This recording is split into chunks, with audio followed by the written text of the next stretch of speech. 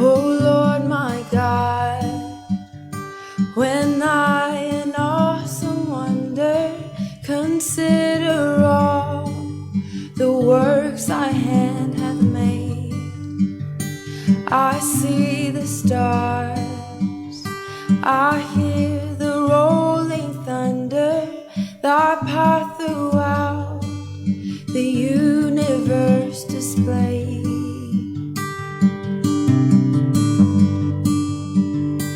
And when I think of God, his son not sparing, sent him to die, I scarce can take it in, that on the cross, my burden gladly bearing, he bled and died to take away my sin.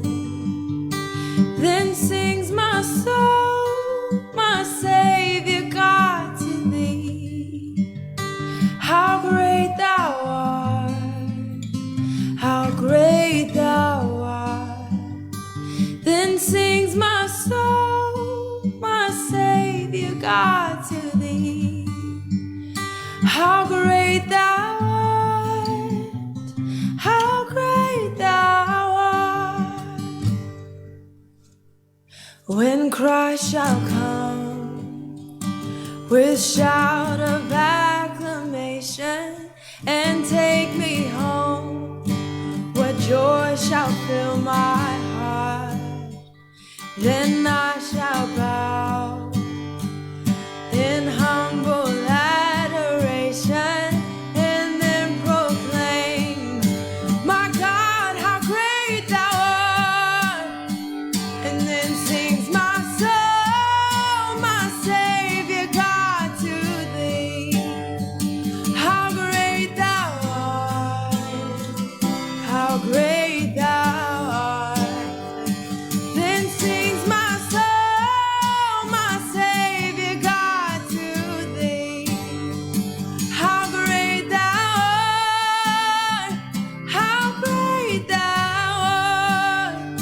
How great thou art, how great thou art, how great thou art, how great thou art, how great thou art, how great thou art.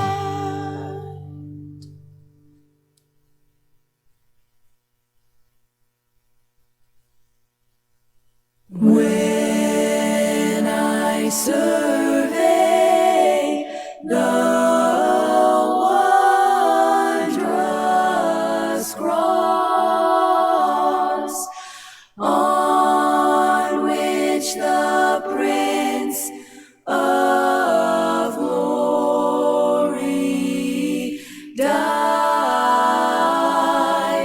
My richest gain I count but loss, and pour contempt on all my pride.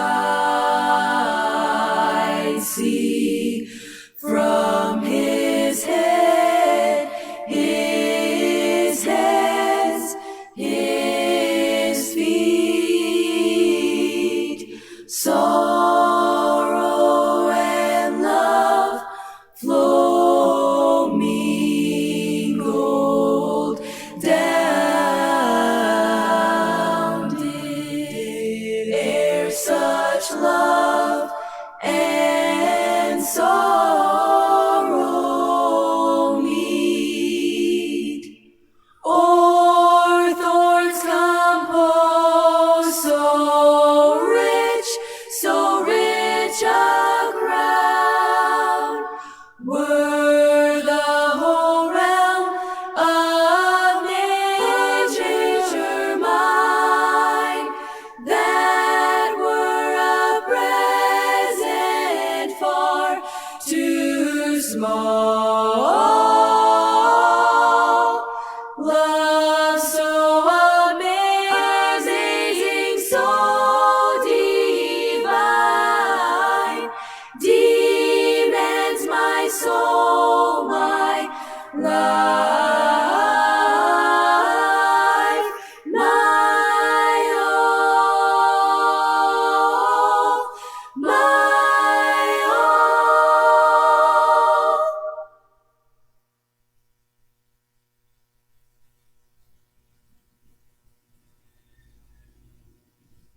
Sound check.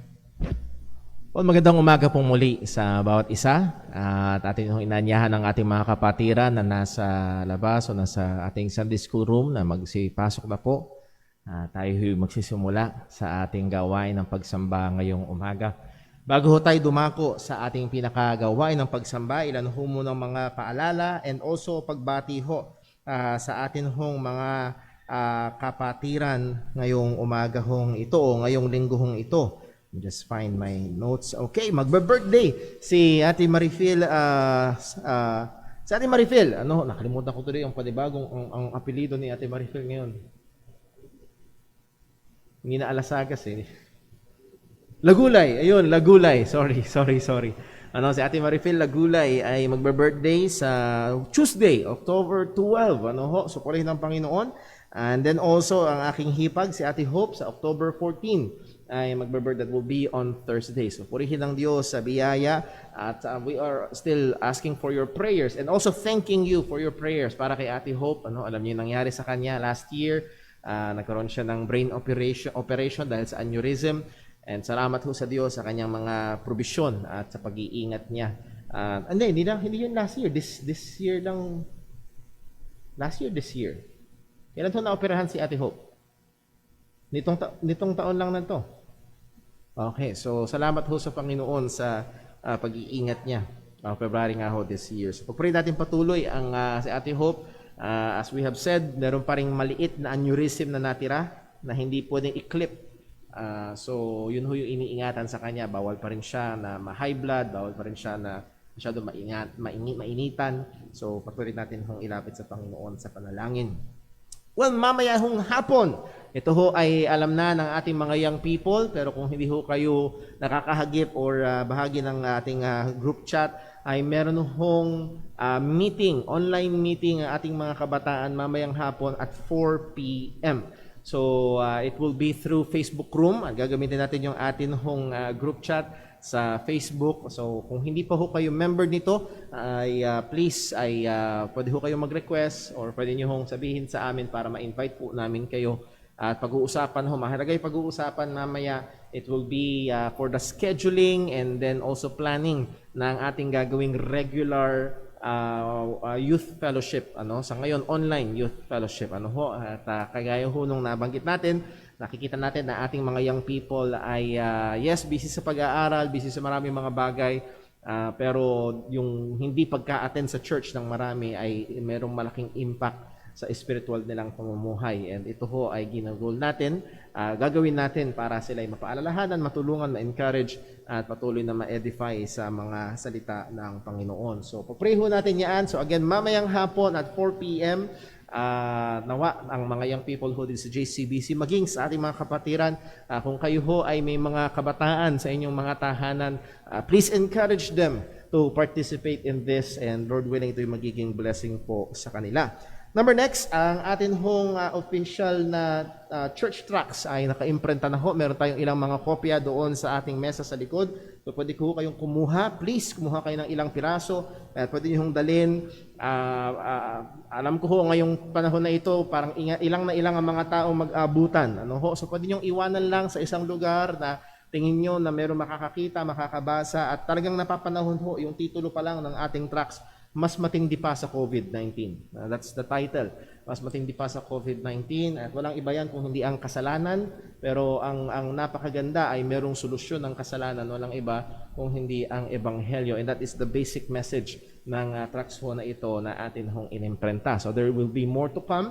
So pag-pray ho natin as we try to develop more materials para ho sa evangelism and discipleship ho ng ating mga kapatiran. And then also yung ating time in the Word every Wednesday, Friday evening, pinag-aaralan natin ang Doctrine of Salvation. So pag-pray ho natin na ito'y patuloy na gamitin ng Panginoon. And also yung ating Friday night prayer meeting. Nire-remind ho natin ang mga kapatiran na ang pagsasama-sama sa pananalangin ay obligasyon bilang ng mga mananampalataya. Ito ho ay tanda ng isang malusog na iglesia ng ating Panginoong Hesukristo. Sa Acts chapter 2, nung naligtas ang mga tao, they continued steadfastly in the apostles' doctrine and in breaking of bread and in prayer. So ito ho ay gawain ng mga mananampalataya. So I would like to remind us to make efforts. Yes, mahirap ngayong panahon ng pandemic. So, if we can make effort, kung kayo ho ay hindi techie, nahihirapan kayo sa cellphone, Brother Paul, di ko alam kung anong gagawin, you can approach us, you can approach Brother Daryl, may advice ho kami sa inyo para ho sa mga bagay ho na ito kung paano kayo ho ay maaaring makasama ho natin sa atin hong mga online na gawain. So, I think that takes care of our announcements and greetings. Tayo ho ngayon ay dadako sa paghahanda sa ating pagsamba. Magkakaroon ho tayo ng ilang sandali ng panahon ng mataimtim at personal na pananalangin sa Panginoon. Anumang mga hilingan natin, ang imbitahan natin ng pagsiyasat ng Diyos sa ating mga sarili, pagsisihan ang anumang mga kasalanan, at ihanda tayo sa ating pagsamba sa Kanya. Let's pray.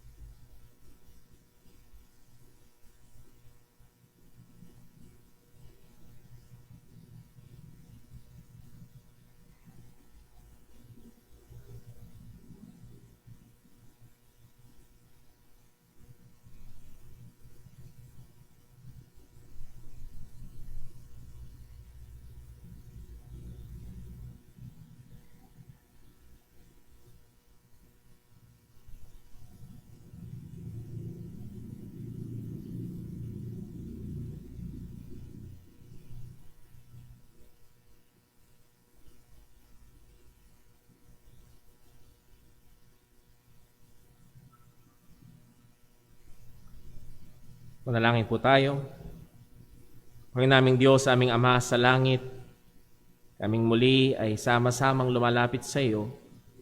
Pupuri, nagpapasalamat, dinadakila namin ang iyong pangalan. Lalo na, O Diyos, ang iyong biyaya na sa amin ay nagligtas. Sang-ayon sa iyong salita, bago pa itatag ang sanlibutan, kami ay iyong pinili mo na para sa iyong sarili sa pamamagitan ni Kristo Jesus. na pinakita mo ang iyong pagmamahal sa amin, na ibinigay mo ang iyong bugtong na anak. At siya ang namatay sa krus para bayaran ang aming mga kasalanan. At sa unang araw ng linggo, nabuhay muli para kami magkaroon ng kaligtasan. At Panginoon, ito mismo ang aming pinagdiriwang at inaalaala ngayon. Kaya kami natitipon sa unang araw ng linggo dahil aming sinasamba, pinupuri at niluluwalhati ka na nagligtas sa amin. Ama, dalangin ko po, tulungan mo kami ngayon. Paalala mo sa amin na hayag sa iyo ang kalagayan ng aming mga puso at kaisipan. Nawawag kaming matulad sa mga tao na malapit ang nguso pero malayo ang puso. O masumpungan mo kami na tunay nga nag-aalay ng pagsamba sa iyo. Ama, amin din pong hinihiling ang iyong pagsiyasat sa amin. Madalas kami bulag sa aming mga sariling pagkakamali at pagkukulang. Lord, gamitin mo ang iyong salita bilang liwanag upang i-expose din, Panginoon, ang aming mga pagkukulang at kasalanan laban sa iyo. Patawarin mo kami, Panginoon. At muli, O Diyos, ang aming tanging pag-asa ng kapatawaran ay wala sa tindi ng aming damdamin kung hindi dahil sa katotohanan na may namatay at muling nabuhay para sa amin. Ama, nawa ang lahat ng aming gagawin sa pag-aawitan, sa pananalangin, sa pagbabasa at pangangaral ng iyong salita, ikaw lamang ang maitaas, kami ang maibaba. Hubugin mo kaming patuloy sa wangis ng aming Panginoong Jesucristo. At tunay nga maiaalay namin ang aming mga sarili bilang haing buhay, banal at kalugod sa iyong harapan, na siyang katampatan naming pagsamba. Samahan mo kami, gabayan mo kami, sapagkat hiwalay sa iyo, wala kaming magagawa. Dalangin namin itong lahat sa ngalan ng aming Panginoong Jesucristo. Amen. Tayo po gusto yung lahat at tayo po'y umawit sa Panginoon.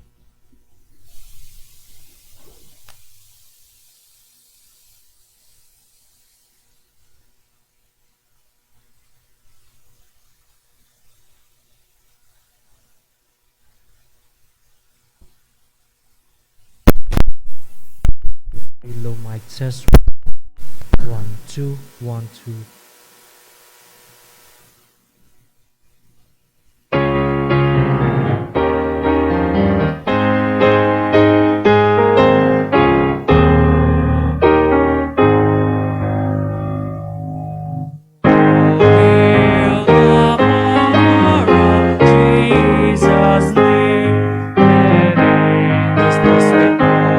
Let angels fall, sweet fall.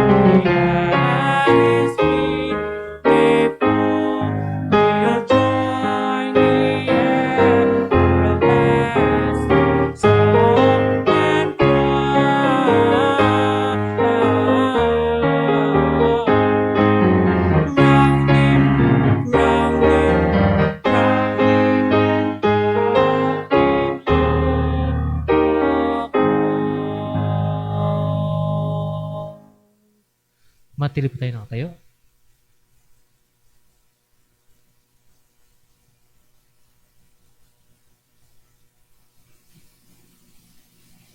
Magandang umaga po sa ating lahat, mga kapatid. Purihin natin ang Panginoon sa pamamagitan ng pagbasa ng kanyang mga salita. Buksan po natin ating mga Bible in Psalm 119 in verse 81 hanggang verse 88. Psalm 119 in verse 81, sabay-sabay po nating basahin. Ready, read. My soul fainteth for thy salvation, but I hope in thy word. Mine eyes fail for thy word, saying, when wilt thou comfort me? For I am become like a bottle in the smoke. Yet do I not forget thy statutes. How many are the days of thy servant? When wilt thou execute judgment on them that persecute me? The proud have dig pits for me, which are not after thy law. All thy commandments are faithful. They persecute me wrongfully. Help thou me. They had almost consumed me upon earth, but I forsook not thy precepts. Quicken me after thy loving kindness, so shall I keep the testimony of thy mouth. Amen. Palain ng Panginoon ang pagkabasa ng kanyang mga salita. Tayo po'y sumandaling manalangin. Manaming Diyos, Panginoon namin sa langit. Panginoon, kami nagpupuri at nagpapasalamat, Panginoon. Salamat, O Diyos, muli mo kami pinagkalooban ng kapayapaan sa umagang ito. Muli mo kami, O Diyos, tinipon sa dakong ito, Panginoon, upang minsan pa kami mag-aral ng iyong mga salita. Minsan pa kami ay mag-awitan. Minsan pa, O Diyos, kami ay sumamba sa iyo sa Espiritu at katotohanan. Salamat sa pagkabasa ng iyong mga salita, O Panginoon. Ama, tunay na maraming mga persecution sa sanlibutan ito. Tulungan mo kami, O Diyos. Maraming mga alalahanin, Panginoon, sa sanlibutan ito. Tulungan mo kami, Panginoon. May mga pagkakataon, O Diyos, na ang aming kalaban ay ang aming sarili. Sa pagkatunay, Panginoon, na sinasabi ng iyong mga salita, na sa aming laman, Panginoon, ay nakatahan pa rin ang kasalanan. Tulungan mo kami, Panginoon, sa pakipaglaban sa kasalanan. Higit sa lahat, Panginoon, tulungan mo kami na ang aming buhay, Panginoon, ay maging kaluwalhatian ng iyong banal na pangalan. Gamitin mo kami, O Diyos. Tanlawan mo ang aming mga landas, Panginoon, ang aming buhay, O Panginoon. Aming sinasamo sa iyo. Ikaw ang aming pag-asa. Wala kaming aasahan sa sanlibutan ito, Panginoon. Kundi, Panginoon, ingatan mo na ang aming mga mata ay laging nakatanaw sa iyong bugtong na anak. Sapagkat sa pamamagitan niya, Panginoon, sa pamamagitan ng iyong pagmamahal, O Diyos, ay sinugo mo ang Panginoong Jesucristo upang tugbusin kami sa mga kasalanan. Siya ay namatay, inilibing at muling nabuhay, Panginoon. Sa pamamagitan nito, Panginoon, kami ay may tiyak at tunay na kaligtasan. Ama, sa pagpapatuloy ng mga gawain, tulungan mo kami, Panginoon. Bigyan mo ng kaliwanagan ang aming mga puso't isipan. Iwaksi mo, Panginoon, tanggalin mo ang mga alalahanin sa aming mga isipan, O Diyos, upang maliwanag naming maunawaan ang iyong mga salita. Upang aming maisabuhay, Panginoon, ang iyong mabuting kalooban. Help us, O God. Patawarin mo kami, Panginoon, sa mga kasalanan, anumang masumpungan mo sa aming mga buhay sa sandaling ito, Panginoon. Tanggapin mo ang aming mga pagsamba, ang aming mga pag-aawitan, maging ang aming mga pagkakaloob, Panginoon. Higit sa lahat, Panginoon, tanggapin mo ang aming sarili bilang haing buhay, banal at kaaya-aya sa iyong harapan, Panginoon. Ama, muli kami nagpapasalamat, Panginoon. Ang lahat ng kaluwalhatian ay mauwi sa iyong dakilang pangalan. Ito po ang aming dalangin sa pangalan ng aming Panginoong Jesucristo. Amen.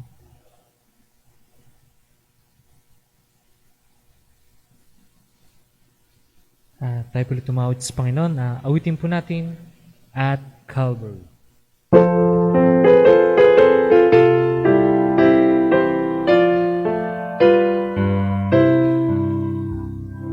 Here's a standing vanity and pride, caring that my Lord was crucified, knowing that it was for me on Calvary. Mercy there was when grace was free, pardon there was multiplied to me, there my burdens openly at Calvary. My God's word at last my sin I learned, and I trembled at the Lord I turned, till my guilty soul imploring turned to Calvary. Mercy there was when grace was free, pardon there was multiplied to me, there my burdens openly burned at Calvary. Now I give to Jesus everything, now I gladly own Him as my King, now my rapture soul can only sing of Calvary. Mercy yours when grace was free, pardon there was multiplied to me, there my burdens openly burned at Calvary. Oh, the Lamb that drew salvation's plan, oh, the grace that brought it down to man, oh, the mighty God that got its plan at Calvary. Mercy yours when grace was free, pardon there was multiplied to me, there my burdens openly Calvary. Matili po tayo nakatayo.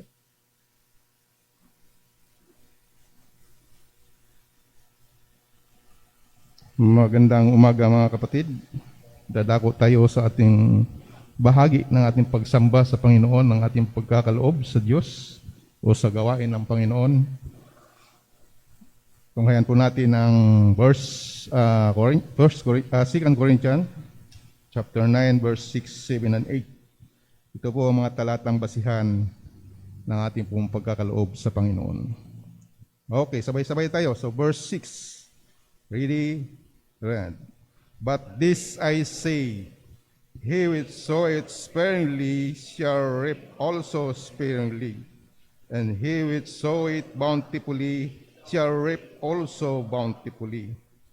Every man according to his purpose in his heart, so let him give, not grudgingly or of necessity, for God loveth a cheerful giver. And God is able to make all grace abound toward you, that ye, always having all sufficiency in all things, may abound to every good work. Tayo po'y sandaling manalangin mga kapatid. Aming Amang nasa langit, O Diyos na makapangyarihan sa lahat, Ikaw ay aming sinasamba sa Espiritu at katotohanan, Panginoon. At nararapat dakilang Diyos na Ikaw, Panginoon, ay aming itaas ngayong umagang ito, Panginoon. Sapagkat Ikaw ang pinagmulan ng lahat ng mga bagay, Panginoon. Ang aming buhay, aming hininga, Panginoon. Ang aming kalakasan, dakilang Diyos. At higit sa lahat, Panginoon, ang dakilang kaligtasan na ginawa ng iyong anak doon sa krus ng Kalbaryo, Panginoon. Tunay dakilang Diyos, napakabuti mo po, Panginoon. At wala kaming magawa o katumbas, Panginoon, na itutumbas sa kaligtasan, Panginoon, na ito. Tanging ang iyong ginawa, Panginoon, doon sa krus ng Kalbaryo, Panginoon. Salamat, dakilang Diyos. Salamat sa lahat na kabutihan na iyong ipinagaloob sa amin, Panginoon.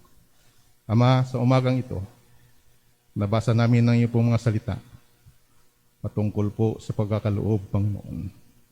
Bigyan mo kami ng tamang puso, O Diyos, na magawa namin ang gawain na ito, na mayroong ngiti sa aming labi at mayroong kaming katuwaan sa aming mga puso, Panginoon. Habang ihatid namin, Panginoon, ang aming kaloob, Panginoon. Dito, Panginoon, sa aming harapan, Panginoon. O Panginoon, turuan mo kami. At nawa dakilang Diyos, anuman ang aming gagawin ngayon, Panginoon. Maui sa iyo lahat, Panginoon, ang lahat na papurit, pasasalamat, Panginoon. Ama, samahan mo kami sa aming gawain na ito. Maging aming pakikinig, Panginoon, sa iyong salita, Panginoon. Buksan mo po ang aming mga puso na higit pa naming maunawaan, Panginoon, ang iyong mensahe na ipararating, Panginoon, ngayong umaga sa amin, Panginoon. Hamunin mo po kami, Panginoon, ng iyong mga anak, Panginoon, sa pamamagitan ng katotohanan ng iyong salita, Panginoon. Buksan mo po ang aming kaisipan. At ganoon din po, Panginoon, bigyan mo kami ng karunungan, Panginoon. At ganoon din po, Panginoon, ang iyong lingkod, Panginoon, na iyong gagamitin upang mahatid, Panginoon, ng iyong mensahe ng aming pastor, Panginoon, na si Brother Paul. Bigyan mo po siya ng karunungan. At nawa, Panginoon, malinaw na mapaliwanag niya, Panginoon, ang mensahe na ipararating mo po ngayong umagang ito, Panginoon. At ito, Panginoon, ay pakinabang, Panginoon, sa iyong mga anak, Panginoon. Kalalakas ng aming pong mga espiritu, Panginoon. At tumibay ang aming pong pananampalataya, Panginoon, sa iyo, Panginoon. Kaya dakilang Diyos, aming pong pinagkakatiwala sa iyo ang oras na ito. Malaya ka pong kumilos sa aming kalagitnaan, Panginoon. Ikaw nawa, Panginoon, ang aming maitaas, mapapurihan, Panginoon, walawalhati, Panginoon, sa aming gagawin na ito. Maraming pong salamat. Magpalain mo po ang pira na malilikom. Naway ito, Panginoon, ay magagamit sa pinakamainam na paraan sa iyong iglesia, Panginoon. Ito po ang aming samot dalangin sa pangalan ni Kristo Jesus. Amen. Amen.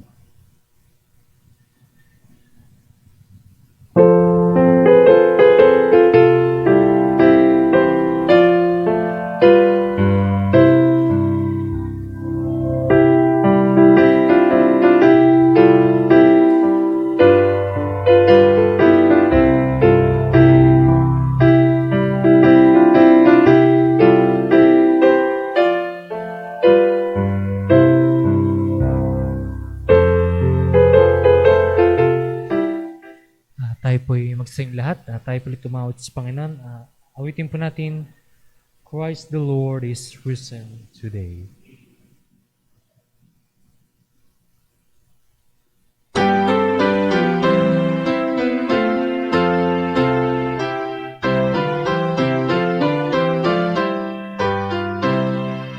Christ the Lord is risen today. Amen. Sons of men and angels sing.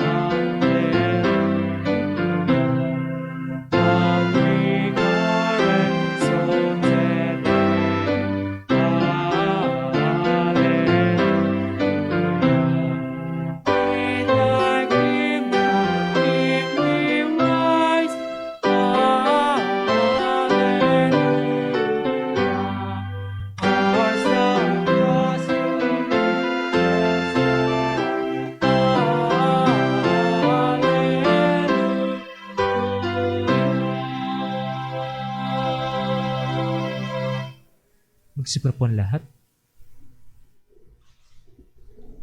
Amen. Purihin po ang pangalan ng Panginoon. Na tayo dadako sa panahon na tayo ho ay magpapailalim sa autoridad ng salita ng Diyos sa ating pag-aaral ng kanyang mga salita. Well, natapos na ho. I believe, kamakalawa, October 8. Kung di nagkakamaling tanda, correct me if I'm wrong, kung mali ang alala ko.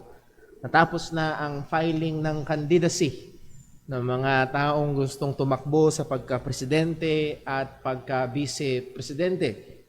And if my memory serves me right, mahigit 80 ang presidential aspirants at higit 20 ang vice-presidential aspirants. At simula na ang batuhan. Simula na ng mga pagkikritiko sa mga kalaban nila sa politika. Ang lahat ay nagbibigay ng mga rason, nagbibigay ng mga kaisipan kung bakit sila ang dapat iboto at hindi yung iba. Now, kaya ako sinabi ho ito sapagkat kaya pwede natin tingnan si Apostol Pablo na ito ang kanyang ginagawa. Hindi para iboto siya ng mga tao, kundi kinukumbinsi niya. At as we have said, he is making it an airtight reasoning kung bakit ang kaligtasan ay sa iisang paraan lamang. Hindi iba-iba, hindi kanya-kanya. At actually, habang pinag-aaralan ho natin ito, ay patuloy ho akong nadadagdagan ng kagalakan, hindi dahil ho sa natututunan lang natin, kung hindi nagagalak ako sapagkat habang pinag-aaralan natin ito, hindi nagigiba, hindi humihina, kundi lalong tumitibay. Na ito nga ang ating sinasampalatayanan. Ito nga ang pananampalataya na ating tangan-tangan ang siyang sinasabi ng salita ng Panginoon. Sapagkat ang sabi ni Apostol Pablo sa 2 Korinto 13, talatang 5, examine yourselves whether ye be in the faith. At kagaya ng ating laging pinupunto, hindi obligado ang Diyos na i-respect ang ating pananampalataya. We must make sure that we are in the faith. Sa pananampalatayang tinuturo ng Biblia, as I've said, kaya ho ako may kagalakan, ay habang pinag-aaralan natin ito, ay hindi, alam niyo, may pagkakataon na habang nag-aaral ka ng Biblia, pambihira, mali yata yung paniniwala ko nun. Pero pagdating sa kaligtasan, mga kapatid, lalong lumiliwanag at lalong tumitibay. Ito talaga ang sinasabi ng salita ng Diyos. So babalik ho tayo. At ito ho ang ika-4 at isang buwan na tayong nag-aaral sa chapter na ito ng Romans. So Romans chapter 4, and Lord willing, ay goal natin na matapos ito ngayong umaga. Romans chapter 4, if you would open your Bibles please. At tayo po'y tumayo sa pagbasa ng salita ng Panginoon. Basahin ho natin ang verses 13 to verse number 25. Romans chapter 4, verses 13 to 25. Babasahin ko ho, pakisundan nyo sa inyong mga Biblia. Kung wala ho kayong Bibles, andito ho sa ating screen sa harap. At ito po ang sabi ng Panginoon. For the promise that he should be the heir of the world was not to Abraham or to his seed through the law, but through the righteousness of faith. For if they which are of the law be heirs, faith is made void, and the promise made of none effect. Because the law worketh wrath, for where no law is, there is no transgression. Therefore it is of faith that it might be by grace, to the end the promise might be sure to all the seed, not to that only which is of the law, but to that also which is of the faith of Abraham, who is the father of us all. As it is written, I have made thee a father of many nations, before him whom he believed, even God, who quickeneth the dead, and calleth those things which be not as though they were, who against hope believed in hope, that he might become the father of many nations. According to that which was spoken, so shall thy seed be. And being not weak in faith, he considered not his own body, now dead, when he was about 100 years old, neither yet the deadness of Sarah's womb. He staggered not at the promise of God through unbelief, but was strong in faith, giving glory to God, and being fully persuaded that what he had promised, he was able also to perform. And therefore it was imputed to him for righteousness. Now it was not written for his sake alone that it was imputed to him, but for us also, to whom it shall be imputed, if we believe on him that raised up Jesus our Lord from the dead, who was delivered for our offenses and was raised again for our justification. Pagpalain po ng Diyos ang pag-abasa ng kanyang mga salita.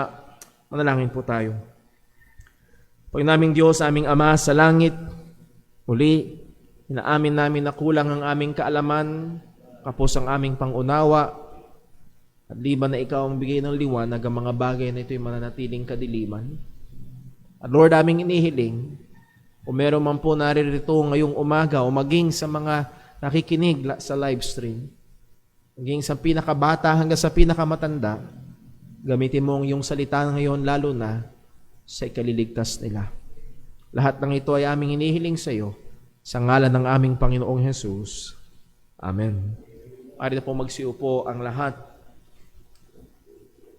Ito ho ang ating pinakamensahe. At kung naaalala nyo, last Sunday, it is the same passage.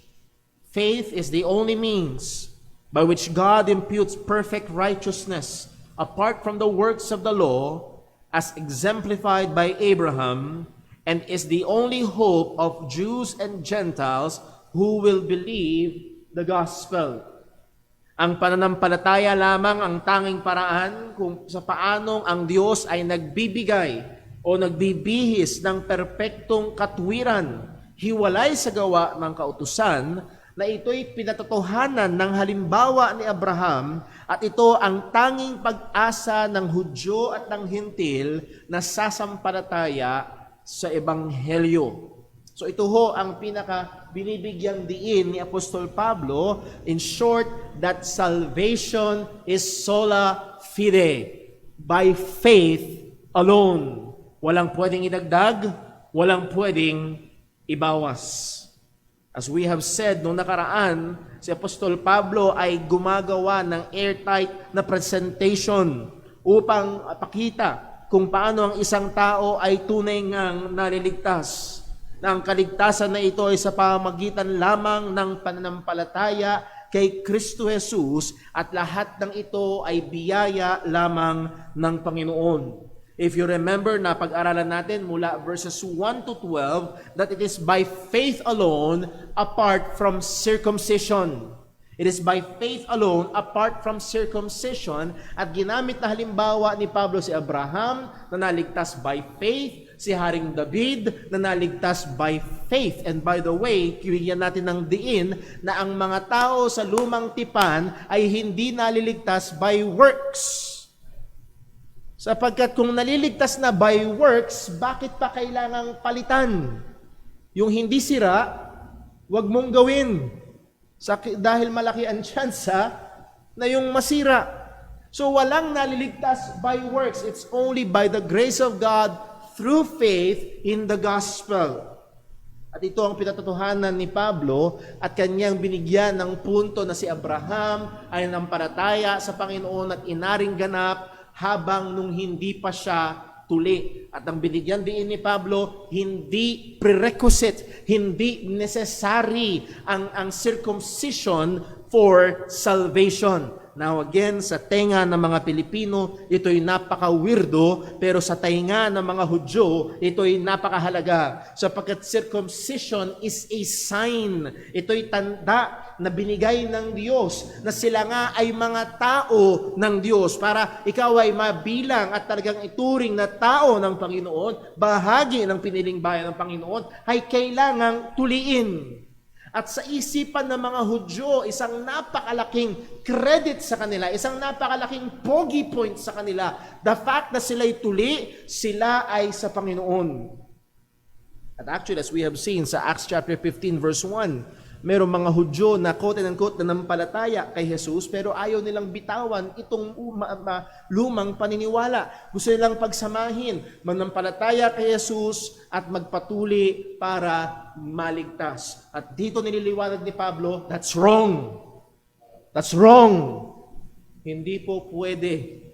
Hindi ito dapat isama at hindi naliligtas ang tao sa pamamagitan ng pananampalataya kay Kristo at pagtutuli. And we sounded the warning na kailangan nating maging maingat. Yes, ang daming mga churches na pag pinakinggan mo, ang daming mga relihiyon na pag pinakinggan mo, they will also say na manampalataya ka kay Jesus. They will also profess na naniniwala sila kay Jesus sa ebanghelyo na siya'y namatay para sa ating mga kasalanan. Pero napakadelikado sapagkat hindi sila tumitigil doon, dinadagdagan nila. The same is true with the Roman Catholic Church. Kapag binaasan nyo ang kanilang mga opisyal na mga doktrina, may mga lugar na parang mas maganda pa nga ang tunog kaysa mga Baptist. parang totoong Christianity. Ang Roman Catholicism, parang talagang si Jesus lang. Pero as you read along, they add and they add and they add and they add to Jesus Christ. That's why hindi ito tamang pananampalataya. And then verses 13 to 25, pinuntahan ngayon ni Apostol Pablo ang isa pang kinakapitan ng mga Hudyo. Not just works or not just circumcision, but they also hold on tight to the keeping of the law. At ito yung binibigyang diin ni Pablo, na ang kaligtasan ay hindi sa pamamagitan ng pananampalataya kay Kristo at pagsunod sa kautusan, kung hindi by faith alone in Christ alone. At ito ay biyaya lamang ng Panginoon. Now, I cannot help but notice ang sadyang effort ni Pablo kung paano niya bibigyang pansin ang kangangailangan ng kanyang mga kababayang Hudyo. Buksan lang natin sandali sa Romans chapter 10 for you to catch the flow of thought na gusto kong makita natin. Sa Romans chapter 10, may sinabi dito si Apostol Pablo. Yes, he is an apostle to the Gentiles.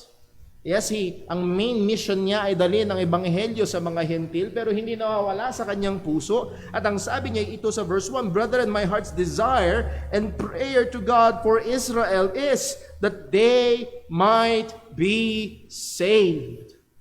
Heart's desire niya, gusto niya ng kanyang mga kababayang mga Hudyo, sila ay maligtas. And again, hindi masama kung tayo ay mga Pilipino at nahandoon yung mabigat natin na pagnanasa na makita ang ating mga kapwa Pilipino ay maligtas.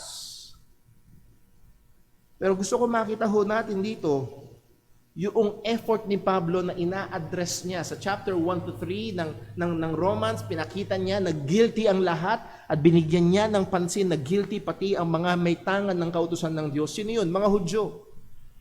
At dito sa Romans chapter 4, binibigyan niya patuloy ng pansin ang mga maling kaisipan ng Hudyo patungkol sa kaligtasan. Now, ano hong gusto kong makita ho natin dito? Here is the wisdom of Paul. Kanyang purposefully binibigyan ng pansin ang mga bagay na nalalaman niya na magiging malaking hadlang para sa mga kapwa niya Hudyo upang manampalataya ng tunay sa ating Panginoong Hesukristo. That's being wise. At now, bakit ko sinasabi ito? Sapagkat sa konteksto natin bilang mga Pilipino, kailangan din naman natin as we preach the gospel, as we share the gospel, bigyan din natin ng pansin sa konteksto natin ang mga bagay na maaaring humahadlang sa Pilipino para tunay na sumampalataya sa Ebanghelyo. And I hope this will give us wisdom kung paano kakausapin yung iba. And I think isa sa mga talagang dakilang hadlang ay ang paniniwala na basta mabait, pupunta ka sa langit. That's one of the greatest hindrance. Ang mga tao hindi nakikita ang kanilang sarili bilang masama. Yes, hindi perpekto, Pero hindi masama ang pagiging self-righteous. At ito yung mga bagay na kinakailangan nating i-address as we try to share the gospel. Liwanagin natin sa mga tao. And then lastly, isa pa sa mga maaari nating talagang bigyan ng pansin as we share the gospel, sapagkat maraming mga Pilipino, at least 70% according to statistics, ay babad sa lengguwahe ng Ebanghelyo. Agaya ko, lumaki akong naririnig na si Jesus ang kordero ng Diyos na nag-aalis ng mga kasalanan ng sanlibutan. Pag tinanong mo ko, ikaw ba'y sumasampalataya kay Jesus na siya ang tagapagligtas? I will say yes. Kaya napakadaling patanggapin. Kaya nga ho, ang kaligtasan ay nakabase lang sa pagpapasunod sa panalangin. Napakadaling magpasunod sa panalangin. Pero again, ito ay merong mga kaisipan na talagang ay hindi nalalapat sa katotohanan ng salita ng Panginoon. So let us be very careful, discerning, and wise sa ating paghahayag ng salita o lalo na ng ebanghelyo ng ating Panginoong Jesus. So let's just look at gusto ko lang i-point out yun sapagkat habang pinag-aaralan ko ito, na-appreciate ko itong ginagawa ni Pablo. Sa desire niya na mga kapwa niya Hudyo and also with the Gentiles ay maligtas, ay kanyang binibigyan ng pansin itong mga bagay na maling inaasahan, maling paniniwala ng mga kapwa niya Hudyo. So meron ho tayong 3 punto, tinalakay natin ang isa last Sunday. Number 1, pinag-aralan natin, salvation is by grace alone, through faith alone, verses 13 to 17, or 16, sorry. Ngayong araw ho na ito, pag-aaralan natin yung susunod na ikalawang punto at ikatlo, salvation is by grace alone, through faith alone, as exemplified by Abraham. Ito ay pinatotohanan at hinalimbawa ni Abraham. And then number 3, salvation is by grace alone, through faith alone, applied to all who will believe in the gospel of Christ. Salvation is by grace alone, through faith alone, applied to all who will believe in the gospel of Christ. So tingnan ho natin, magbalik-aral tayo doon sa unang punto na pinag-aralan natin last Sunday. Number 1, salvation is by grace alone, through faith alone. Biyaya lamang ng Diyos ang kaligtasan at ito sa pamagitan lamang ng pananampalataya. Ang sabi ni Pablo sa verse number 13 ay ito, for the promise that he who should be the heir of the world was not to Abraham or his seed through the law, but through the righteousness of faith. Itong promise na ito, na siya ay magiging biyaya o pagpapala sa lahat ng mga nasyon at ang ultimate fulfillment nito ay sa pamamagitan ng ebanghelyo ng ating Panginoong Kristo through the Lord Jesus Christ. Maliwanag ang sinabi ni Pablo, it is not through the law. Hindi ito sa pamamagitan ng pagtupad, pagsunod sa kautusan. At hindi ito sa pamamagitan ng mga tao na nasa kanila ang kautusan, and that is the Jews. Hindi ito sa pamamagitan ng pagiging Hudyo at hindi ito sa pamamagitan ng pagsisikap masunod ang kautusan. Kung hindi itong pangako na ito ng Panginoon, ay paano? Malinaw, but through the righteousness of or by faith. Yung katwiran na sa pamamagitan ng pananampalataya. Sa pamamagitan ng pananampalataya, ituturing na matuwid, idideklarang matuwid, bibihisan ng perpektong katwiran ng Diyos ang isang makasalanan. Balikan lang natin sandali sa Romans chapter 3. Ang pagkakasabi ng salita ng Diyos dito sa verse number 21, but now, simulan natin sa verse 20. Verse 20, therefore by the deeds of the law, there shall no flesh be justified in His sight. And if you remember, ang hamon natin dito, baka sakaling meron ngayon dito, o meron nakikinig sa atin, hanggang ngayon, ang iyong inaasahan pa rin ay yung pagsunod mo sa kautusan, yung kabutihan mo, yung kabaitan mo. Walang sabi ng salita ng Diyos, by the deeds of the law shall no flesh be justified in His sight, for by the law is the knowledge of sin. Hindi ka lilinisin ng kautusan, ipapakita ng kautusan kung gaano ka kadumi. That's the work of the law, that's the purpose of the law. Para dalhin ka kay Kristo, as Galatians said.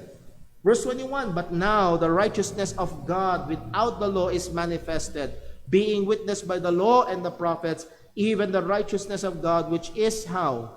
By faith, at ang mas tamang translation, in, not of, by faith in Jesus Christ, unto all and upon all them that believe, for there is no difference. Walang pagkakaiba. Hudyo ka man o Hentil, all have sinned and come short of the glory of God. At walang pagkakaiba ang paraan ng kaligtasan, it is by faith.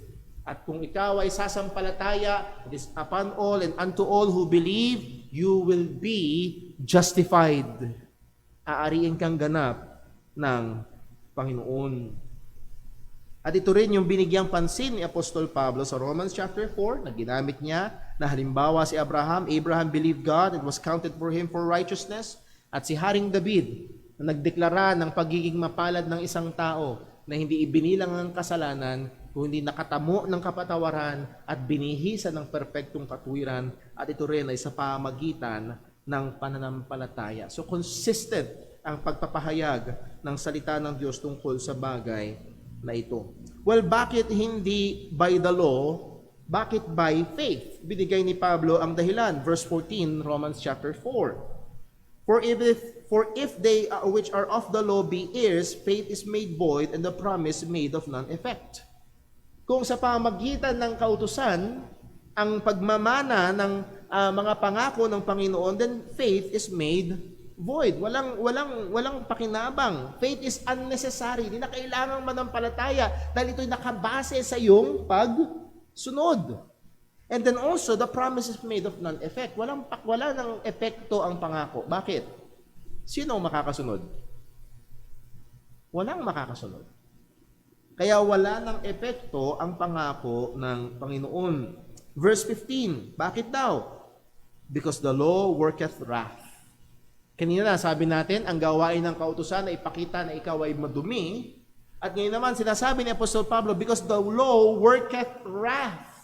Hindi ka ginagawang cute ng kautusan sa harapan ng Panginoon, kundi ikaw ay lalong nagiging kamuhumuhi sa harapan ng Panginoon, sapagkat tayo ay patuloy na lumalabag sa kautusan ng Diyos. It works wrath. Nagdadagdag ito ng puot ng Diyos sa atin. For where no law is, there is no transgression. But there is law. There is transgression. And we are under the wrath of God. Pagdating sa verse 16, therefore, it is of faith, that it might be by grace. That's a great point na binigay ni Apostol Pablo. It must be by faith. Kasi kung hindi, it will not be by grace. At ang malinaw sa Bible, kung meron ho kayong makakausap na makulit, na ayaw pumayag, na walang kinalaman ng gawa, kailangan nyo muna itanong sa kanila, naniniwala ka ba na ang salvation is by grace? For by grace are ye saved. Ang sabi ng salita ng Diyos, therefore it is by faith that it might be by grace. Sapagkat isang katangian ng pananampalataya, ang pananampalataya ay hindi tumitingin sa sarili. Ang pananampalataya ay tumitingin sa sinasampalatayanan. So naroon ang magandang katotohanan. At ang sabi, to the end, the promise might be sure to all saved. Para daw ang pangako ay maging sigurado, matupad sa lahat ng mga binhi. Sino ito? Not to that which is of the law. Hindi lamang sila na may kautusan, hindi lamang sa mga Hudyo, hindi lamang sa mga sumusunod sa kautusan, kundi sino daw? But to that also which is of the faith of Abraham, who is the father of us all. Lahat daw na, listen, lahat ng kagaya ni Abraham na sumasampalataya. Ang katuparan ng pangako ng Diyos, ang katuparan, katotohanan ng kaligtasan ay lahat ng kagaya ni Abraham na sumampalataya sa mabuting balita na ibinigay ng Panginoon. Ito lamang ang tanging paraan para maligtas. At isa ho sa mga katotohanan na I greatly appreciate, and I hope na appreciate nyo rin ho, kung paano naligtas si Abraham at si David, kung paano sila naging katanggap-tanggap sa Diyos, ganun din naman ang bawat isang tunay na Kristiyano. And again, I repeat, may tendency tayong isipin, syempre si Abraham yan. Siyempre si David yan. Para bang siyempre mga great heroes of the faith, mga dakilang tao ng pananampalataya. No, the reason na sila ay nasa presensya ng Panginoon is the same reason na tayo din ay tatanggapin sa presensya ng Panginoon. It is by God's grace, through faith, at as we have seen, it is still through the Lord Jesus Christ. Sila ay nakatingin at umaasa sa parating na tagapagligtas at tayo ay nakatingin at umaasa sa dumating at gumawa ng kaligtasan. So, dadako tayo sa ikalawang punto. So yes, salvation is by grace alone, through faith alone.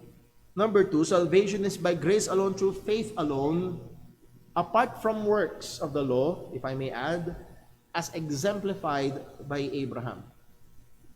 Nagiging napaka-meticuloso dito ni Apostol Pablo.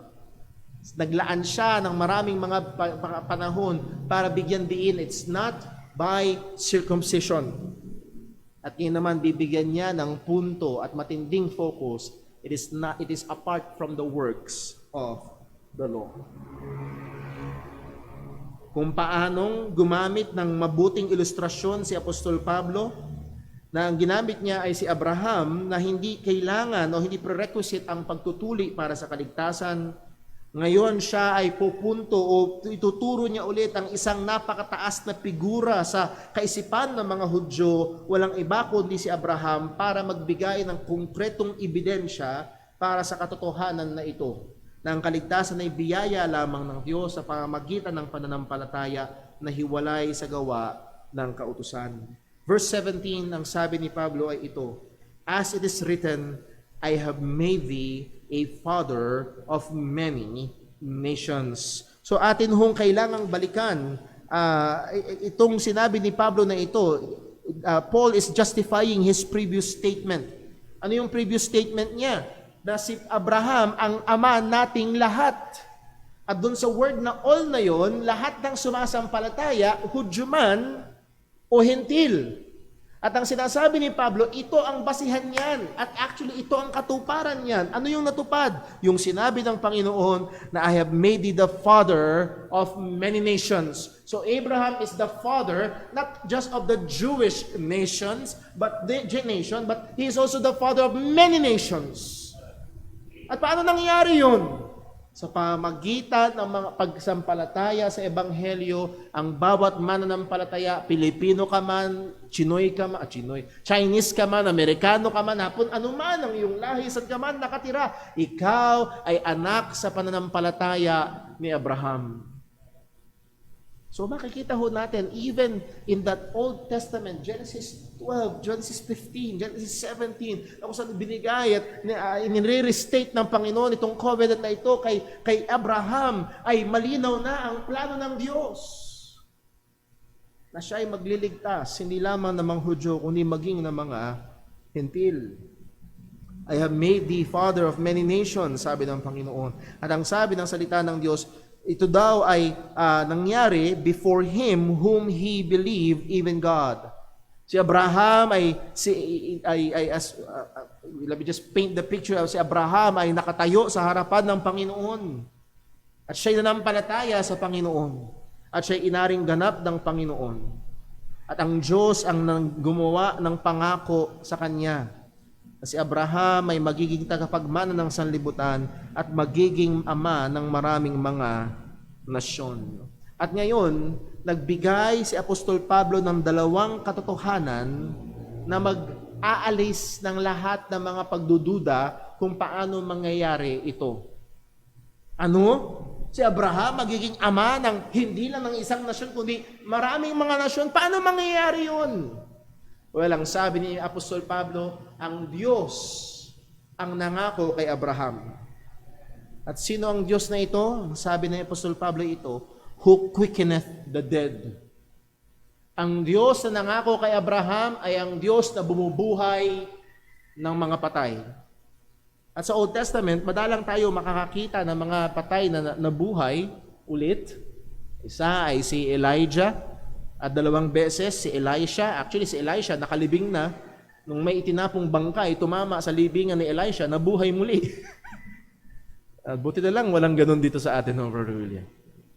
But the point is this, it is God, ang Diyos na may kapangyarihang bumuhay ng mga patay. This is impossible sa mata ng tao, pero ang Diyos ang may kakayahang gumawa nito. And then pangalawang sinabi ni Apostol Pablo ito, ang Diyos na nangako kay Abraham, hindi lamang siya ang Diyos na bumubuhay ng patay, siya din ang Diyos, ang sabi, and call it those things which be not as though they were. Maganda yung translation sa ESV, calls into existence the things that do not exist. Ito yung sinasabi ng mga theologians that God created ex nihilo, that is out of nothing. Ang mga tao kapag gumagawa, namamangha tayo. Halimbawa, napakagandang kotse, the latest model ng Tesla, napakaganda, napakatindi ng teknolohiya, pero para magawa yan ng tao, gumamit siya ng mga material na nandiyan na. Pero ang Diyos mula sa wala, nagsalita siya, let there be light. And there was light.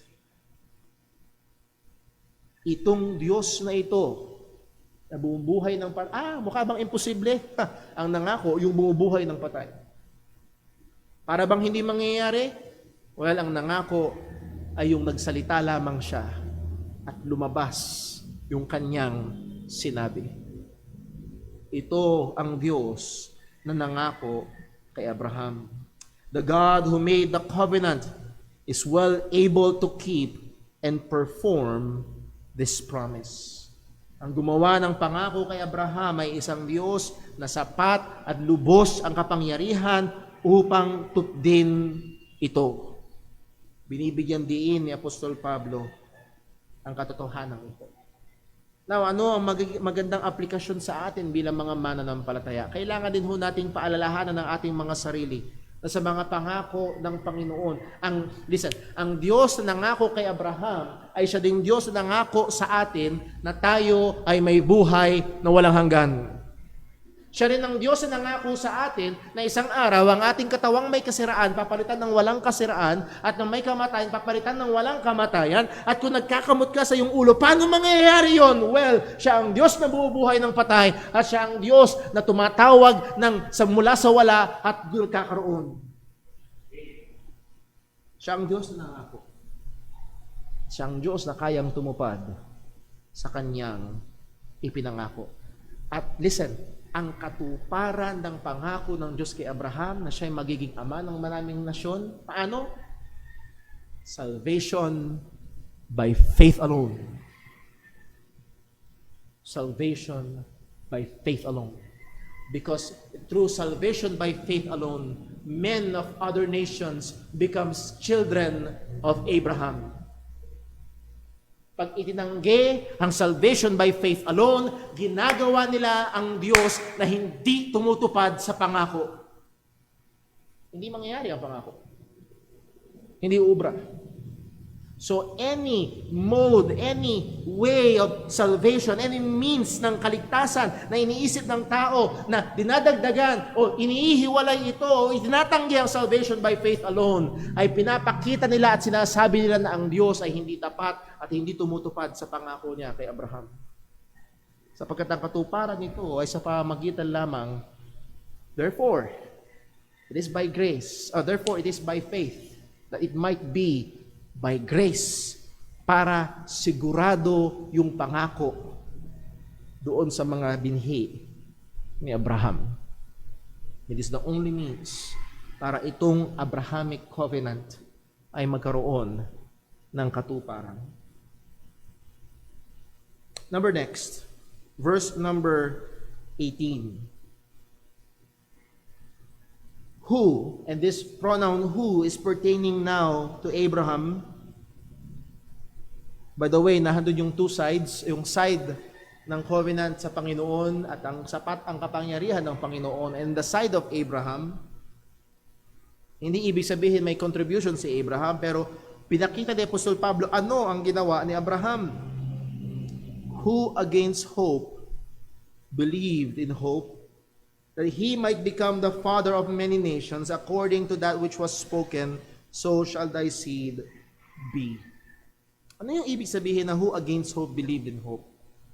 Sa mga hindi pamilyar sa kwento ni Abraham at ni Sarah, or Abram at Sarai, bago sila kinatagpo ng Panginoon, from human perspective, it was impossible, it was hopeless. Hindi na posibleng manganak si Sarai. Si Sarah, nung panahon na yon, ay 90 years old. Si Abraham ay 99 years old, almost 100 years old. They are well beyond ng panahon na pwedeng magkaanak ang mag-asawa. At ito ang kanilang kalagayan. It is not as if hindi nila sinubukan, si Sarah ay baog. Higit pa sa baog, si Sarah ay 90 years old na.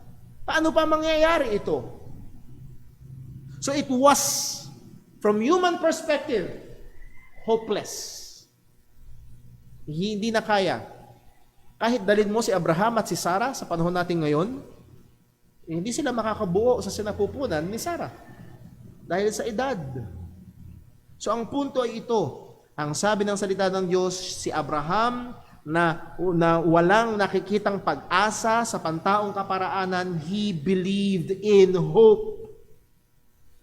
Siya'y nagtiwala, siya'y nanampalataya, siya'y umasa sa pag-asa. At ang tanong ay ito, alin yung inasahan niya? Well, wala siyang ibang inasahan kung hindi ang sinabi ng Panginoon. Anong pag-asa ni Abraham? Ang sinabi ng Diyos. Anong sinabi ng Diyos? That he might become the father of many nations according to that which was spoken, so shall thy seed be. Ito ay kinote mula sa Genesis 15 verse 5. Actually, pag binasa niyo verse 4 and 5, pinakita ng Panginoon ng dalampasigan kay Abraham. Nakikita mo ba? O dalampasigan o mga bituin sa kay Abraham. Verse 4. And behold, verse 4. And behold, the word of the Lord came unto him, saying, This shall not be thine heir, but he shall be come forth from thine own bowels, shall be thine heir. Verse 5. And he brought him forth abroad and said, Look now towards heaven, and tell the stars if thou be able to number them. And he said unto him, So shall thy seed be. Hapon, si Timmy ay nilabas namin. Timmy, where's the star? Ayun. Pero dahil maulap, 2 star lang ang nakita niya. Pero kung nasubukan nyo nang tumingin sa himpapawid na walang ilaw sa paligid at napakadilim ng gabi at walang kaulap-ulap, napakadami, milyon, bilyon ng bituin. Ang sabi ng Panginoon, tignan mo yan. Ganyan na magiging dami ng iyong binhi, ng descendants mo.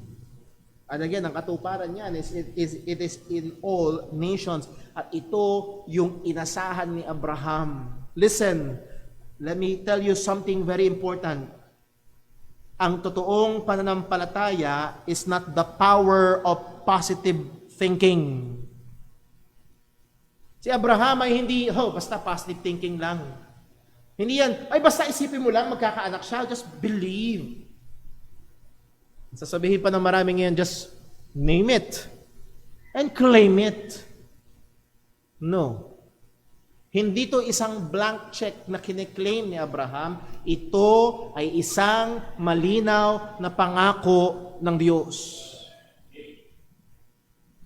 This hope or this claim of Abraham has a solid ground to stand upon. It is based upon the promise of God. Ang pag-asa ni Abraham ay hindi nakabase sa kanyang malakas na pananampalataya. Alam niyo, maraming mga tao ngayon ay actually hindi Christianity, kundi fideism. Ano yung fideism? Their faith is in their faith. Lakas yata ng pananampalataya ko. Saan siya nakatiwala? Sa pananampalataya niya. Umaasa siya sa lakas ng pananampalataya niya. That is not Bible. Umaasa tayo sa Diyos. At ang Diyos ay may pangako at dun tumungtong si Abraham. Imposible sa misis ko, imposible na sa akin, pero sabi niya, that dami ang lahi ko, and Abraham believed God that it was counted for him for righteousness. Naniwala siya sa sinabi ng Panginoon. that he might become the father of many nations, according to which was spoken, so shall thy seed be. Anong punto? At gusto kong matutunan ho natin, kagaya kay Abraham, true biblical faith does not look to itself, but looks to God's word and His promises, and put their hope in them. Ang totoong biblical na pananampalataya ay hindi nakatingin sa sarili, hindi nakatingin sa pananampalataya, kundi nakatingin sa mga katotohanan, salita at pangako ng Diyos. In short, ang pag-asa at pananampalataya ay nasa Diyos. Verse 19. And being not weak in faith, he considered not his own body now dead, when he was about 100 years old, neither yet the deadness of Sarah's womb. As we have said, ito yung kanilang kalagayan. Baog si Sarah, 90 years old na si Sarah, at siya ay almost 100 years old na, way beyond ng kakayahan ng panganganak. Pero hindi niya kinonsider ang mga bagay na ito. Siya ay tumingin sa harapan ng Panginoon. O tumingin siya sa pangako ng Panginoon. Verse 20, he staggered not at the promise of God through unbelief, but was strong in faith, giving glory to God. That word staggered, pag pinag-aralan niyo ho, diakrino, sa Greek, ibig sabihin is to separate, to withdraw, to oppose. Abraham did not separate from, he did not oppose. In what way? Ang sabi, he staggered not at the promise of God through unbelief.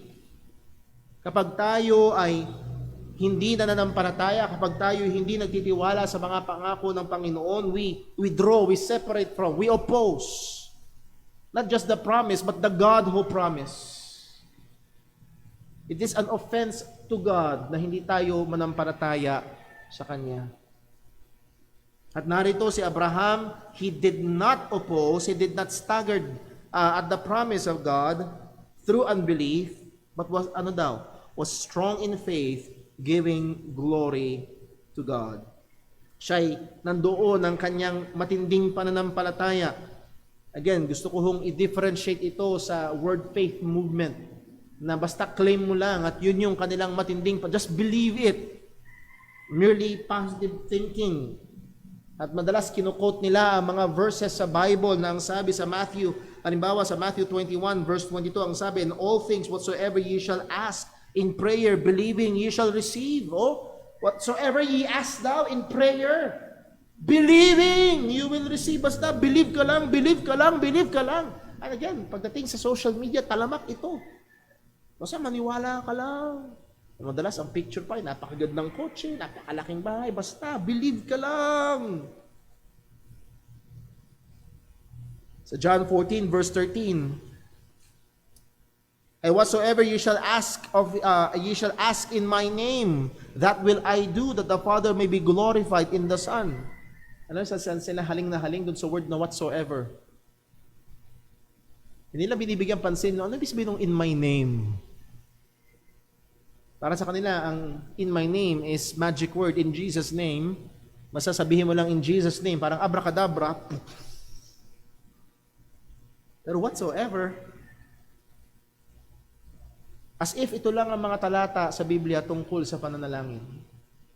Hindi ba nila nabasa sa the Lord's Prayer na tinuro ng ating Panginoong Hesus sa Matthew 6 verse 9 and 10? After this manner, therefore, pray ye, our Father who art in heaven. What is the priority? Hallowed be thy name. Maluwalhati ang pangalan ng Panginoon. Verse 10, thy kingdom come, dumating ang kaharian ng Panginoon, thy will be done. And this name it and claim it. It is not God's will be done. It is my will. Lord, do my will. I claim it.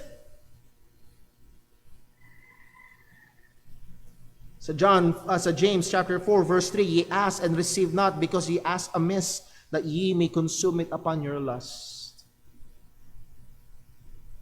Kaya mo hinihingi para lang sa iyong sariling kagustuhan. 1 John 5:14, and this is the confidence that we have in Him, that we ask anything, ano kasunod? According to His will, He heareth us. Ang prayer ay hindi para baluktutin si Lord at payukuin siya sa gusto natin. Ang prayer ay para matupad ang kalooban ng Diyos sa buhay natin. At dito si Abraham, malakas ang kanyang pananampalataya. At ang basihan nito ay yung sinabi ng Panginoon. Hindi ito ginawa ni Lord dahil malakas ang pananampalataya ni Abraham. Dito nakatungtong si Abraham. Ginawa ng Panginoon ng sang-ayon sa kanyang kalooban na ipinangako niya kay Abraham. At ang sabi, Abraham, sa lahat ng ito, he's giving God the glory. May dalawang interpretation dito sa giving God the glory. It's either trusting God's promises, it glorifies God, that it is true. Pag tayo ay hindi nagtitiwala sa mga pangako ng Diyos, it is offensive to God. Parang pinapakita mo na, Lord, hindi ka katiwa-tiwala, parang hindi ka totoo, parang hindi mo kaya. And we are living na tayo nanititiwala sa mga pangako ng Diyos, it is glorifying to God. Sapagkat we pinapahayag natin na ang Diyos ay katiwa-tiwala, ang Diyos ay makapangyarihan, ang Diyos ay tapat. Now, the other way of interpreting this in giving glory to God is habang si Abraham ay naghihintay sa pangako ng Panginoon, he is glorifying God. He is worshiping God. At kung nyo naalala, ilang taon hinintay nung pinangako si Isaac, ilang taon ang pinagkahintay nila. Hindi naman, is it 13 years? How is that for prayer? 13 taon mong hinihintay. Madalas nagjo-joke kami ni Sister Jonah, ikaw nga 32 years kitang hinintay Pero narito si Abraham, 13 taon hinintay para matupad ang pangako ng Panginoon. And while doing that, he is giving glory to God. That's a good lesson and it's a good example para po sa atin.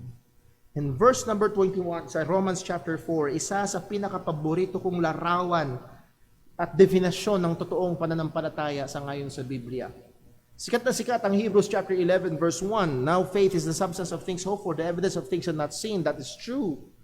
Pero sa akin, isa pang konkreto na ibig sabihin ng pananampalataya ay sa Romans 4 verse 21. Ang sabi, being fully persuaded that what he had promised, he was able also to perform.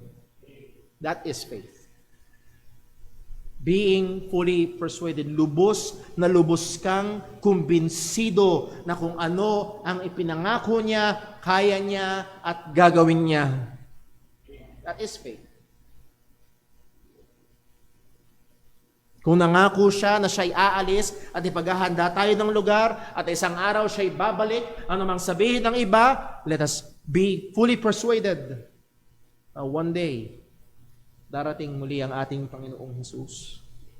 Nangako siya na isang araw, ang ating mga katawan ay papalitan ng walang kasiran at walang kamatayan, one day. Ito nakaraan, halos 2 beses ako magkasunod, nag-Bible study sa Patay. Isa sa lagi kong binabalikan na yung sinabi ng Panginoong Hesus kay Martha, Martha, ako ang muling pagkabuhay. Ang nananampalataya sa akin, siya'y mamatay man, ay muling mabubuhay. Naniniwala ka ba dito? Mga kapatid, si Nanay Odeng, muling mabubuhay. Brother Rogelio, muling mabubuhay. Si Brother Edgar, muling mabubuhay. At lahat ng mga mananampalataya, si Ate Eva,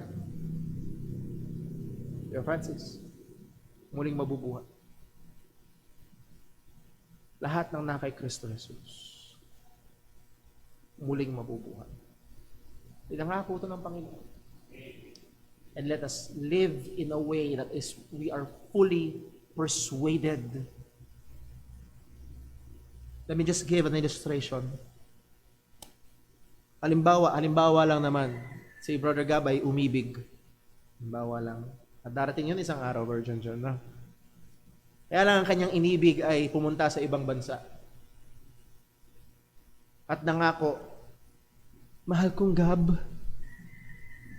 hintayin mo ako. 2 taon lang ang kontrata ko doon. Hintayin mo ako, babalik ako, tapos magpapakasal na ako sa'yo. Ngayon, mamumuhay si Gab na fully persuaded dun sa pangako. Anong makikita? Hahanap ba siya ng ibang babae? Manunuyo ba siya sa iba? Mag-girlfriend ba siya ng iba? Ibibigay niya ba yung puso niya sa iba? No. Because he is fully persuaded. May nangako sa kanya na darating. May nangako sa kanya na babalik. Listen, if he is fully persuaded, makaka-apekto yun kung paano siya mamumuhay sa loob ng 2 taon. Ang totoong pananampalataya ay umaasa at kumbinsido sa pangako ng Diyos. At hindi lang ito positive thinking. Ito'y aapekto sa pamumuhay natin dito. Si Abraham, he is fully persuaded. Then pagdating sa verse number 22, and therefore it was imputed to him for righteousness. Sabi ng Diyos, magiging ama ka ng maraming nasyon. Sabi ng Panginoon, ganito karami ang magiging binhi mo. And he was fully persuaded and was counted for him for righteousness. Now, point number 3, huwag niyo bitawan itong thought na ito. Point number 3 ay ito. Salvation is by grace alone, through faith alone, applied to all who will believe the gospel of Christ. Verse 23. Now, it was not written for his sake alone. Sino yung his? Si Abraham.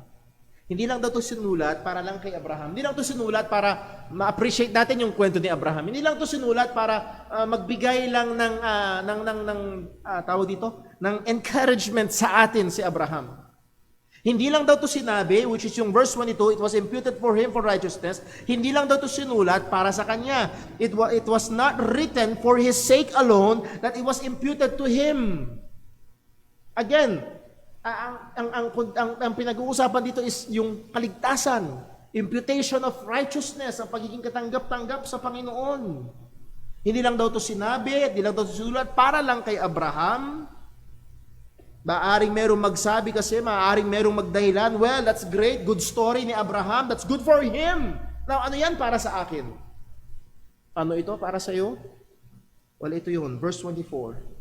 But for us also. Itong nangyari kay Abraham, na siya nanampalataya sa mabuting balita na ibinigay sa kanya ng Panginoon. And again, that's Galatians chapter 3 nang sabi, this is the good news na ibinigay. This is the gospel na binigay kay Abraham. But for us also, to whom it shall be imputed. Again, papasok ulit yung katotohanan. Yung ginawa ng Diyos kay Abraham, kaya naligtas si Abraham, yun din ang gagawin ng Diyos sa atin. Hindi magkaibang kaparaanan. Hindi magkaibang... Si Abraham ay hindi mas ligtas kaysa sa atin. Walang mas ligtas, pero lang isang kaparaanan ng kaligtasan. Ang sana isipin ang pastor, syempre si Brother Paul, pastor yan mas ligtas. No.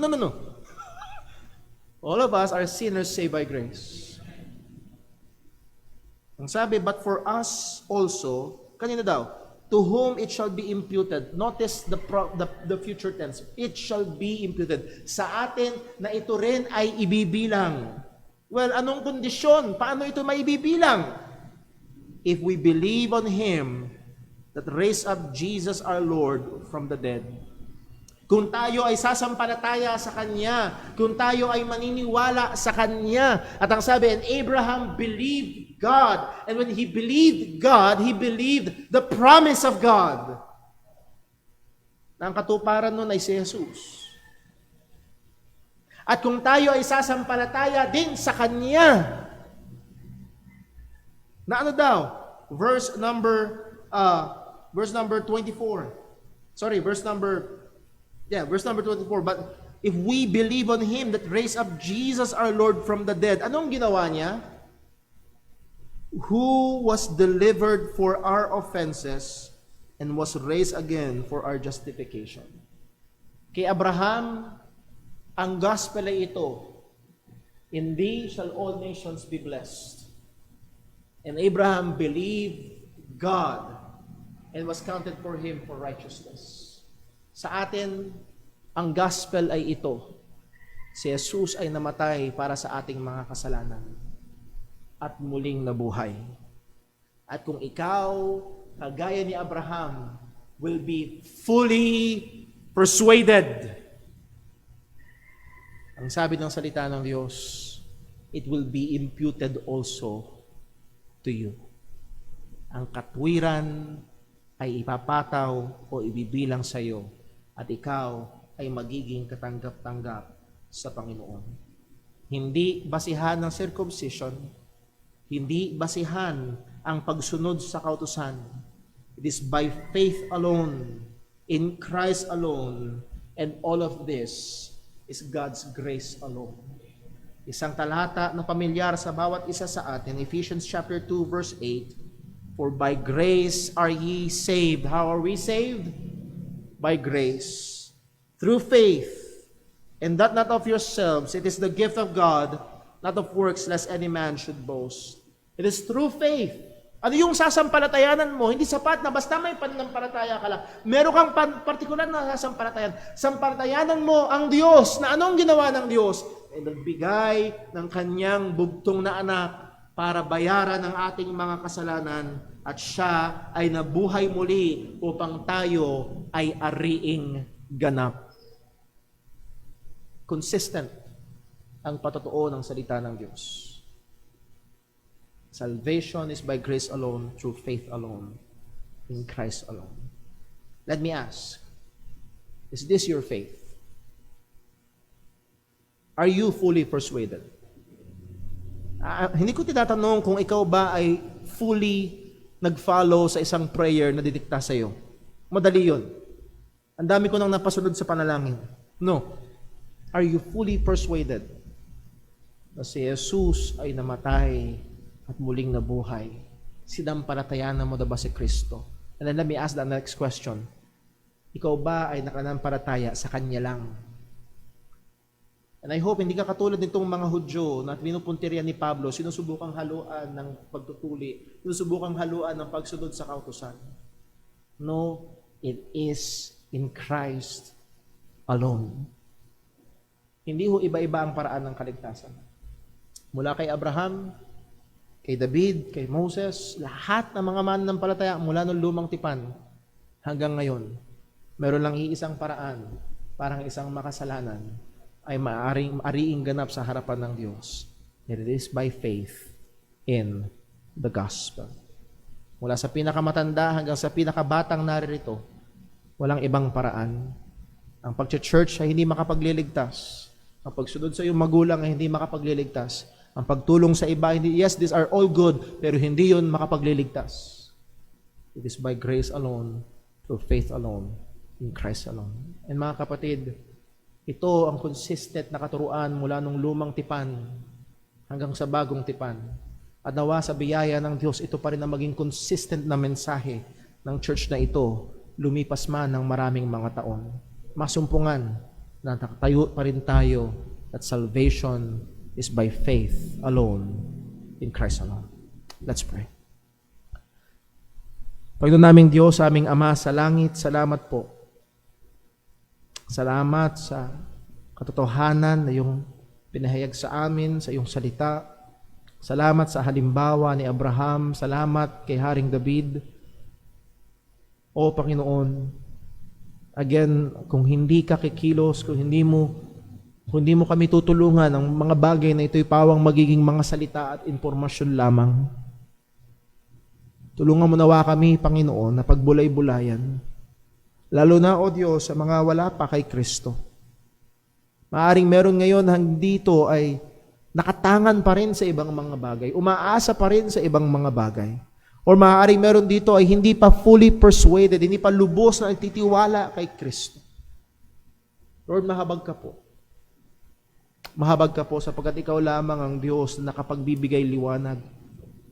Ikaw lamang ang Diyos na nakapagbubukas ng puso. Ikaw po nawa ang magligtas at gawin mo itong maliwanag, gawin mo itong klaro sa bawat isang naririto. maging sa aming mga kapatiran o kaibigan na katunghay sa live stream, maging sa mga bata na nanonood ngayon kasama ng kanilang mga magulang. Lord, makita nila na ang tanging pag-asa nila ay kay Kristo lamang. Na Lord, sa amin bilang mga mananampalataya, partikular sa iglesyang ito, manatili na tapat kami sa katotohanan ito. Na lumipas man ang maraming mga henerasyon pa, kami ay manatiling umaasa sa iyong pangako na ikaw ay babalik. At kami rin ay manatiling tapat sa katotohanan, sa pangangaral ng kaisa-isa at tanging paraan ng kaligtasan.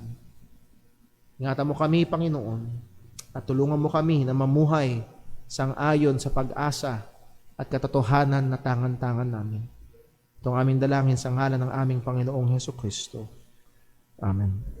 Tayo po gusto yung lahat. Tayo po ay umawit sa Panginoon.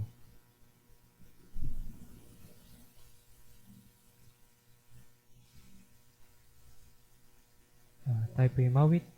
Awitin po natin, To God be the glory.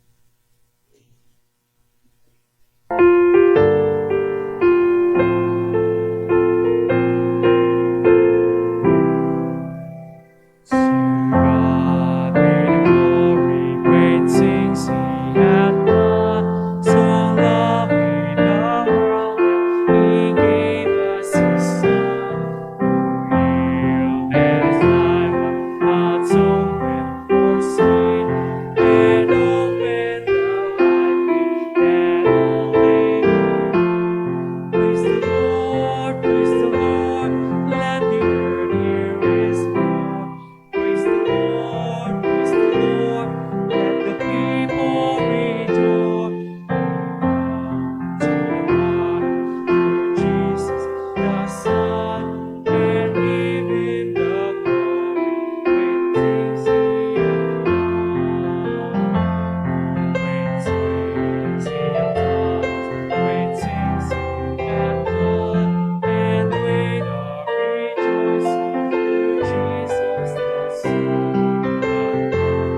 Where and I and great will be our wonder, our praise when Jesus was born. Praise the Lord, let the earth hear His voice. Praise the Lord, let the people rejoice.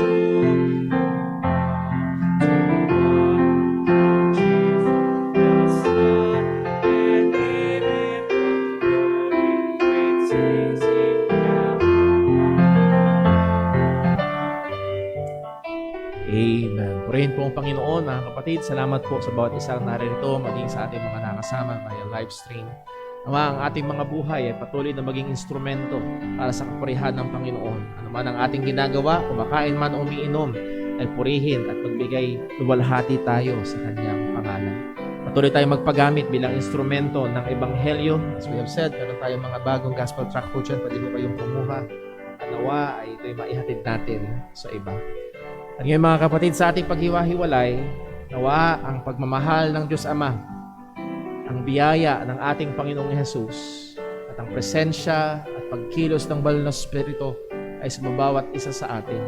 Patuloy tayo na maging maliwanag na ilaw at maalat na asin sa naman tayo nilagay ng Panginoon. God bless po. Ingat po tayo sa pag-uwi. We are dismissed.